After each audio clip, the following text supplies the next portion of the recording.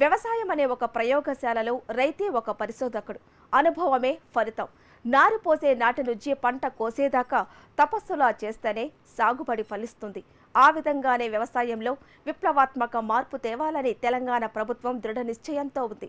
పంట విత్తే దగ్గర నుంచి దిగుబడిని దాచుకునేదాకా పకడ్బందీ ప్రణాళికలను సిద్ధం చేస్తోంది. మరి ఈ నియంత్రిత వ్యవసాయ పద్ధతి రైతుకు ఎలాంటి ఆదరవు చూపిస్తోంది? ఆ వివరాలు మీకోసం.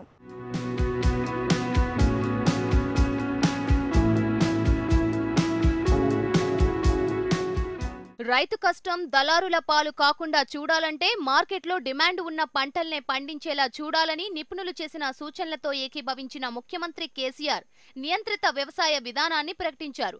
ఎట్టి పరిస్థితుల్లోనూ విజయవంతమయ్యేలా చూడాలని నిర్ణయించారు. ఈ మేరకు పకడ్బందీ ప్రణాళిక రచించబోతున్నారు. ఇప్పటికే నిర్వహించిన సమావేశాలకు కొనసాగింపుగా సంబంధిత వర్గాలతో సమావేశమై విధి విధానాల ముసాయిదా తయారు చేయాలని వ్యవసాయ మంత్రి నిరంజన్ రెడ్డిని ఆదేశించారు. నియంత్రిత వ్యవసాయ విధానంలో భాగంగా ఈ వానాకాలానికి పంటల్లో మార్పులు సూచించారు. తెలంగాణలో చాలా అద్భుతమైనటువంటి వ్యవసాయ రాష్ట్రంగా అవతరించడానికి పుష్కలమైన అవకాశాలు మనకున్నాయి. ఇంత టిపికల్ ల్యాండ్ మిక్స్ ప్రపంచంలోనే చాలా అరుదుగా ఉంటుంది. దేశంలో కాదు, ఎంటైర్ వరల్డ్లో చాలా తక్కువగా ఉంటుంది.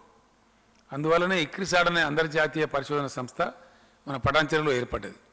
లేకపోతే ఏర్పడేది కాదు. నల్లరేగడి నేలలు ఉన్నవి, ఎర్ర నేలలు ఉన్నవి, ఇసుక నేలలు ఉన్నవి, తేలికపాటి నేలలు ఉన్నవి, క్షార నేలలు అంటే సౌడు భూములు కూడా ఉన్నవి. ఇట్లా 5 రకాల నేలలు ఉన్నాయి. మనకు వాతావరణ పర్యావరణ సమశీతోష్ణ వలయం ఉంది. అంటే ట్రాపికల్ వెదర్. వాతావరణ మండలం పర్యావరణ మండలం రెండు కూడా చాలా అనుకూలంగా ఉంటాయి. ఇవి సమశీతోష్ణంగా ఉంటాయి. ఎక్స్ట్రీమ్ చల్లగా ఉండదు, ఎక్స్ట్రీమ్ టెంపరేచర్స్ ఉండవు, మంచి ట్రాపికల్ వెదర్ ఉంటుంది. అన్ని రకాల పంటలు పండడానికి అనుకూలమైన వాతావరణం కూడా మన రాష్ట్రంలో ఉంది. అదేవిధంగా lowest 700 mm, highest 1100 mm, average తీస్తే 900 mm రెయిన్ఫాల్ కూడా ఉంది. 900 మిల్లీమీటర్ల మంచి వాతావరణం, మన వర్షపాతం కూడా మనకు ఉంది, సగటు వర్షపాతం. కాబట్టి ఎట్లా చూసినా అన్ని రకాల పంటలకు అద్భుతమైనటువంటి అనుకూలత ఉంది. అందుకే తెలంగాణ పంటల ఉత్పత్తిలో చరిత్ర సృష్టిస్తూ ఉంది. అనేక రాష్ట్రాల రికార్డు బద్దలు కొడుతూ ఉంది. తన సొంత రికార్డులను చెరిపేసుకుంటూ ఇతర రాష్ట్రాల రికార్డు కూడా బద్దలు కొడుతూ ముందుకు పురోగమిస్తున్నది. దేశానికి ప్రపంచానికి అన్నం పెట్టేటువంటి పరిస్థితికి ఎదుగుతూ ఉంది. ఇరిగేషన్ ప్రాజెక్టులు కూడా చకచక బడిబడిగా నడుస్తూ పూర్తి దశకు చేరుకుంటూ ఉన్నాయి. వాటి ఫలితాలు మనం చూస్తూ ఉన్నాం. కాబట్టి అద్భుతమైనటువంటి వ్యవసాయ రాష్ట్రంగా ఉంటది. తెలంగాణ శాస్త్రవేత్తలు పరిశోధించి రూపొందించిన తెలంగాణ సోనా బియ్యం షుగర్ పేషెంట్లకు ఎంతో ఉపయుక్తమైనదని, వరంగల్ రైస్, నల్లగొండ రైస్ తదితర తెలంగాణ సన్నాలకు దేశవ్యాప్తంగా మంచి డిమాండ్ ఉన్నదని తెలిపారు. మధుమేహ వ్యాధిగ్రస్తుల సంఖ్య నానాటికి పెరుగుతున్న నేపథ్యంలో కొర్రలు, సజ్జలు వంటి తృణధాన్యాలకు మార్కెట్లో గిరాకీ పెరుగుతుందని, మరోవైపు సేంద్రియ వ్యవసాయ ఉత్పత్తులకు సైతం మార్కెట్లో మంచి ధర పలుకుతుందని అభిప్రాయపడ్డారు. ఈ వరదలు, తుఫాన్లు, బలమైన ఈదురుగాలులు, ఇటువంటి ప్రకృతి వైపరీత్యాలు కూడా తెలంగాణలో చాలా తక్కువ ఉంటాయి, చాలా తక్కువ ఉంటాయి. అందువల్ల వ్యవసాయానికి మంచి అనుకూలంగా ఉంటుంది. వృత్తి నైపుణ్యం కలిగినటువంటి రైతాంగం కూడా పుష్కలంగా తెలంగాణలో ఉన్నారు. అన్ని రకాలు, ఈవెన్ గ్రేప్ గార్డెన్స్లో కూడా ఒకప్పుడు అగ్రగామిగా ఉండేది. అనబ్ షాహీ అనే ఒక వెరైటీ హైదరాబాద్ సిగ్నేచర్ ఫ్రూట్ కింద ఉండేది.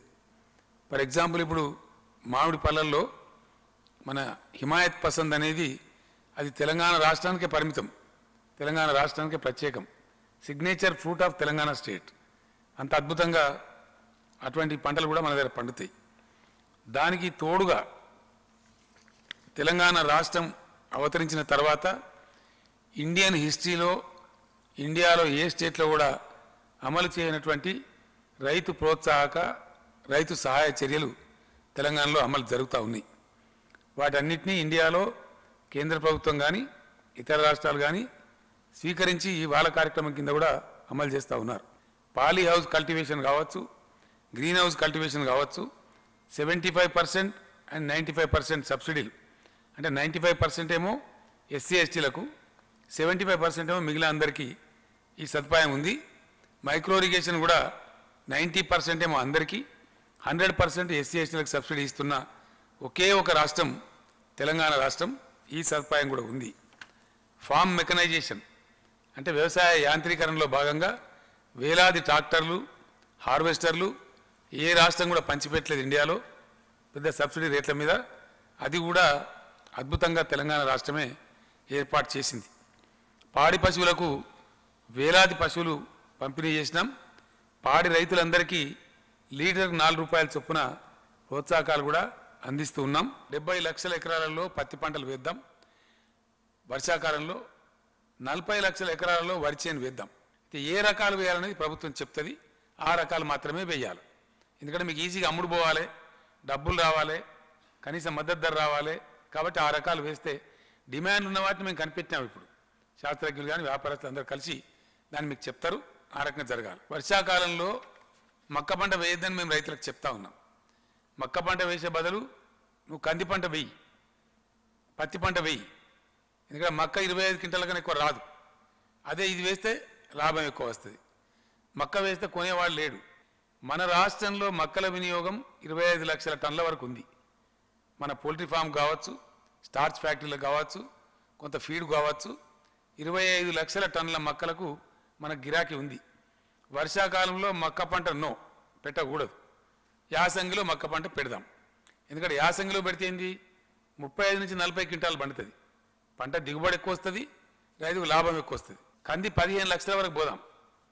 గతంలో 6-7 లక్షలు పండించినారు, ఇప్పుడు 15 లక్షల వరకు పోదాం. కందికి డిమాండ్ ఉంటుంది, పప్పు కూడా అమ్ముతుంది. కంది వేసే రైతులకు నేను హామీ ఇస్తా ఉన్నా, కంది పంట మొత్తం రాష్ట్ర ప్రభుత్వమే కొనుగోలు చేస్తుంది. మీకు మద్దతు ధర ఇచ్చి రాష్ట్ర ప్రభుత్వమే కొనుగోలు చేస్తుంది. కాబట్టి హ్యాపీగా మీరు కంది పంట వేసుకోవచ్చు. 70 లక్షలు కాటన్, 40 లక్షలు వరి, 1 crore 10 lakhs, 15 లక్షలు కంది, 1,25 లక్షలు అయిపోయింది ఇక్కడికి. ఇవి పోను స్వతహాగా వేసే పంటలు కొన్ని ఉంటాయి మనకు. 2 లక్షల ఎకరాలలో కూరగాయలు పండిస్తారు, వాళ్ళకి ఇబ్బంది లేదు, వాళ్ళు పండించవచ్చు.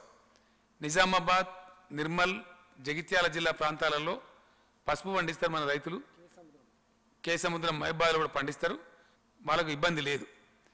మన డోర్నకల్, మహబూబాబాద్, నర్సంపేట, కొన్ని ఇతర ప్రాంతాలలో ఎండుమిర్చి పంట బాగా పండిస్తారు, మంచి లాభసాటికి పండిస్తారు.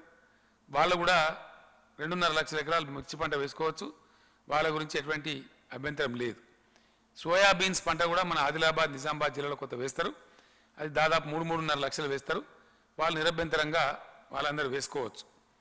ఇప్పటికే ఉన్నటువంటి కొన్ని మామిడి తోటలు, బత్తాయి తోటలు, పండ్ల తోటలని వాళ్ళ పొలాలు బాగా సాగు చేసుకోవచ్చు. ప్రభుత్వ కృషికి రైతుల తోడ్పాటు లభించినప్పుడే నియంత్రిత వ్యవసాయం సఫలమవుతుందని, రైతులు ఇందుకు సమాయత్తం కావాల్సిన అవసరం ఉందని సూచించారు.